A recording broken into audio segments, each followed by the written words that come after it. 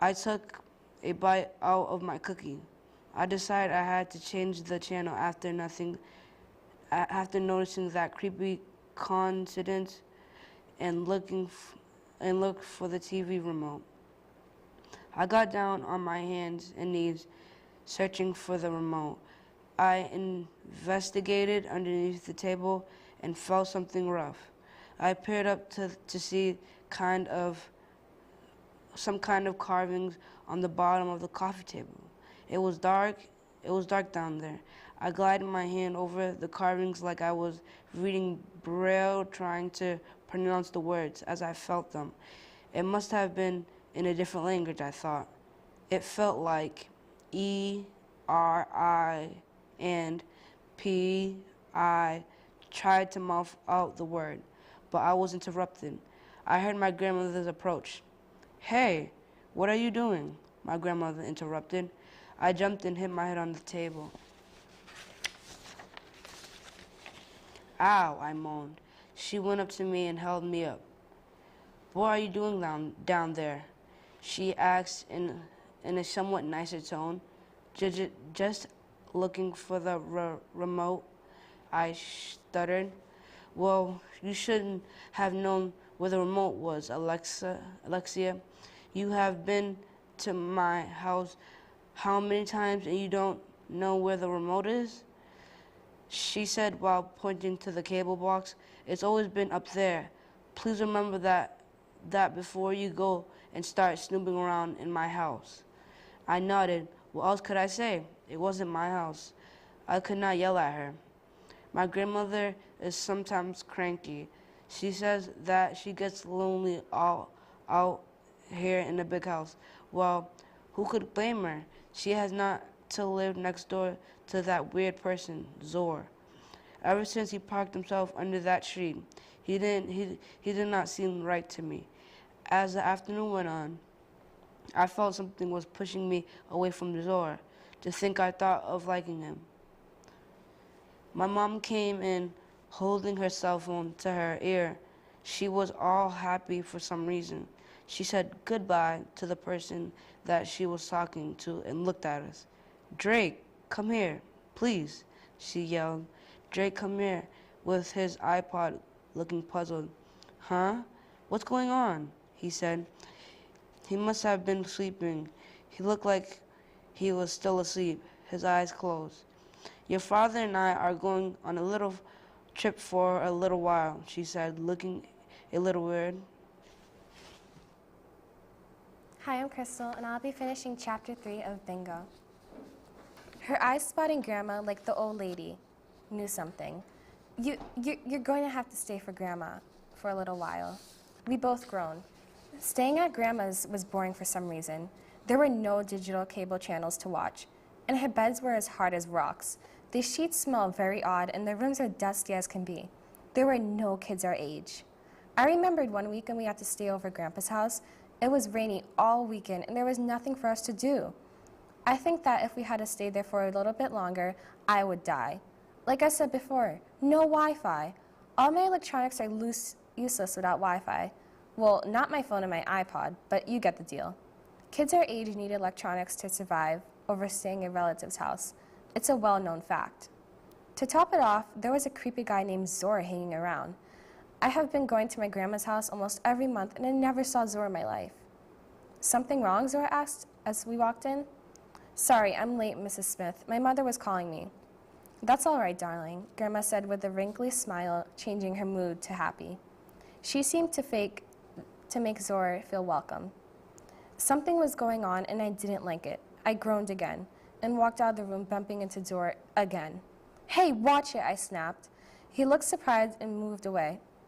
I went to get my phone. 2 new messages were waiting for me. I opened them up. One was from my best friend, Rayleigh, and the other message was from an unknown number. I opened that message, and it said, "No, Alexa, you watch out. You're being watched."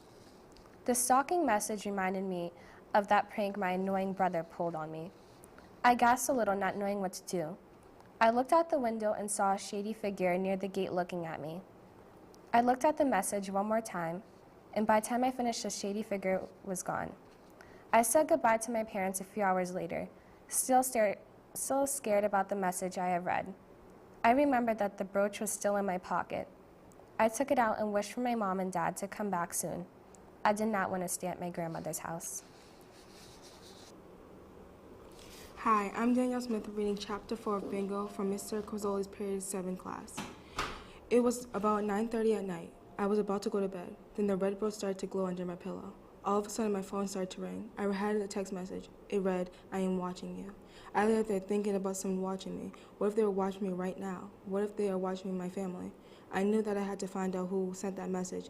Before I went to bed, I closed all the blinds and locked the bedroom door, just to be safe. Before I knew it, it was morning time. I smelled the bacon sizzling on the stove, so I grabbed my robe and went downstairs to eat breakfast.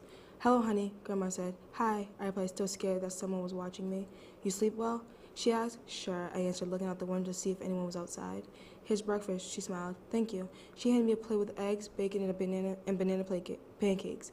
The last time my grandmother made me a breakfast like this, she was trying to hide something. "Breakfast tastes good this morning?" I complimented my grandmother. "Thanks," Grandma said with a proud, slight grin. "What's wrong, Drake?" Grandma questioned. He said nothing.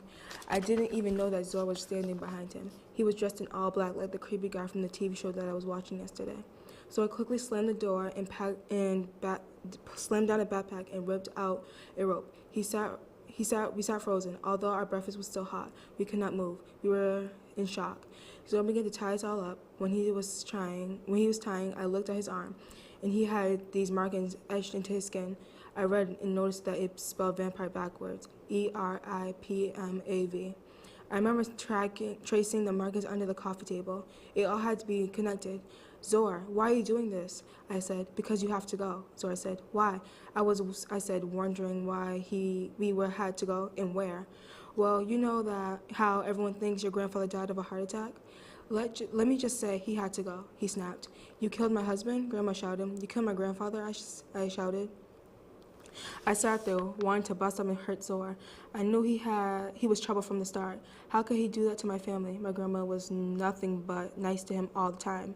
"Why would you do this? My family was nothing but nice to you," my grandmother questioned. "Your parents killed my family. Those people I live with are total strangers," Zor said. He began to walk around the room to see if anyone was outside watching him.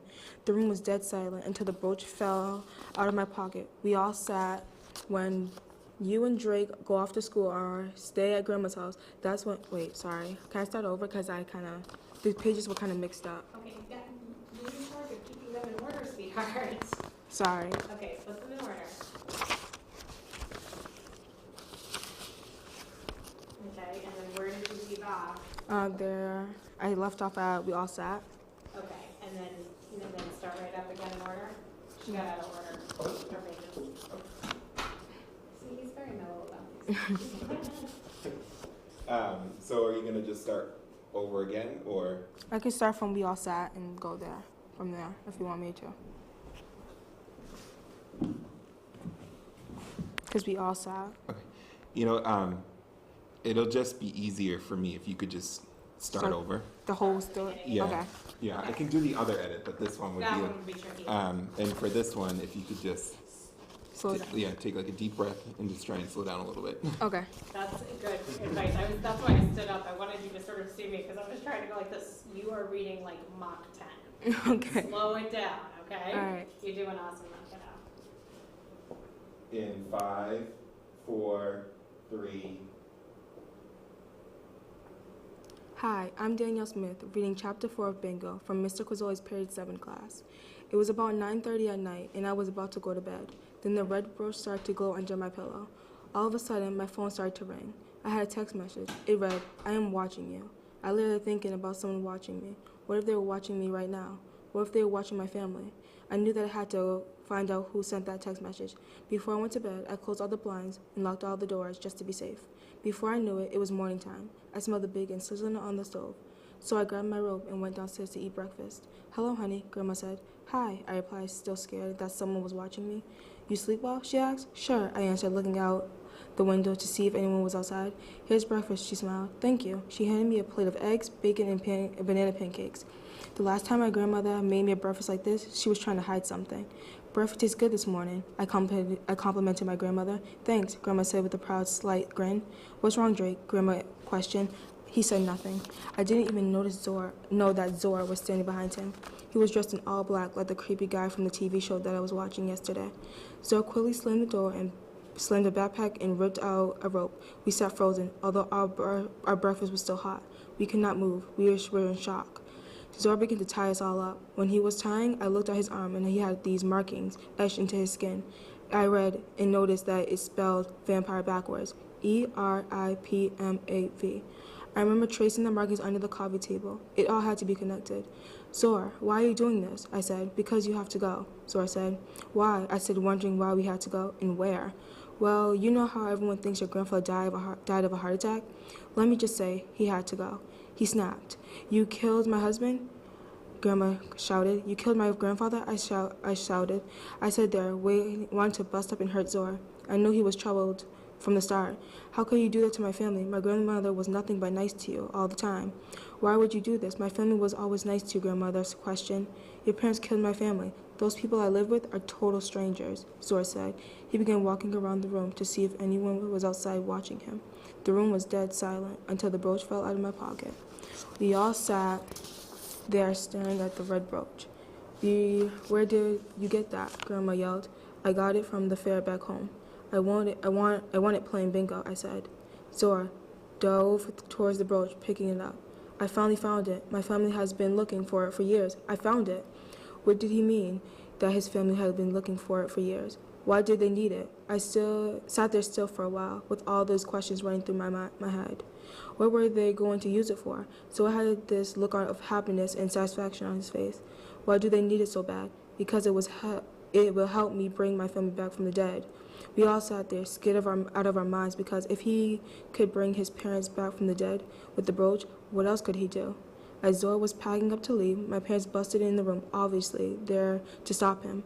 I thought my parents were going on vacation, but I should have known that they were lying because my dad had just lost his job, and we barely had enough money to buy food. My parents chased Zora around the house, trying to corner him. My grandmother, Drake, and I were trying to get untied. When I finally broke free, I went to help Grandma and Drake. I turned around to see if my parents had caught Zora. I saw them stick a wooden stake in his heart, and all that was left of him was dust, and the red brooch fell onto my grandmother's living room carpet. I stood there horrified at what I just saw. My parents just killed a vampire. I'm sorry you had to see that, but it's time that me and your father tell you that we killed supernatural things, Mom said. What? I was baffled.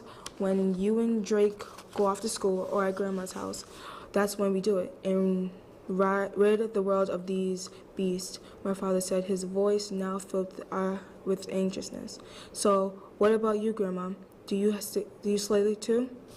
I did at one time, but when me and your grandfather started getting old, that's when your mother started to do it. The power lives within our family, Grandma said. You and your brother are going to be next. When me and your father die, Mom started. What do you mean? This is crazy. I'm not killing supernatural things, I said. Well, if you don't, then we will have to wipe that what you just saw from your memory, Dad said. Well, do it. I never want to remember this day ever again, I concluded. As my parents sat down next to me to wipe my memory of this day, I began thinking about what my life could be like if I didn't lose this information. My life would never be normal. My family wasn't normal. My mom's cold hands touched my head with the cold red brooch that just minutes before Zoe held in his hands before he died. The powerful brooch could bring people back to life and wipe people's memories away. I can't believe my life went from playing bingo at a small town fair to finding out my parents killed supernatural monsters. And before I knew it, I was back at the town fair with Rayleigh. Come on, let's go play bingo, Rayleigh said. I ran over to the prize table to see if I won the bingo game. I saw the pink bracelet that would go great with some earrings that I had at home. I sat down with some bingo chips and a card. B1, the first number was called. I quickly scanned my card. I got it.